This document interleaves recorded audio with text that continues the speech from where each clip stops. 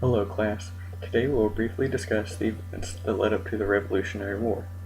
The first event was the French and Indian War, which in turn, when the British were finished, were left with a huge amount of debt that they would in turn look to the colonies to pay for. This was done through the Sugar and Currency Acts. The Sugar Act was a simple tax on sugar, and the Currency Act was a limitation on the Americans' use of their own currency.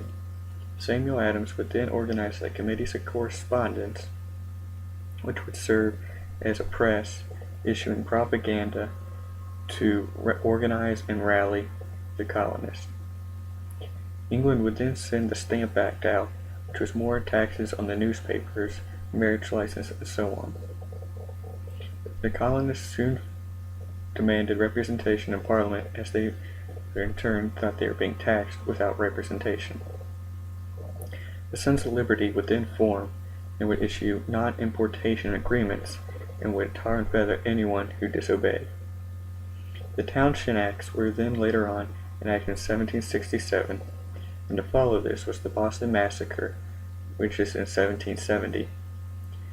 Following this, Britain granted the East India Company rights over tea and trade in tea in the Americas, which then you can imagine would follow the Boston Tea Party, which was dumping tea over into the harbor. The last straw for Britain was to issue the Intolerable Acts, which would ban town meetings and close the Boston harbor.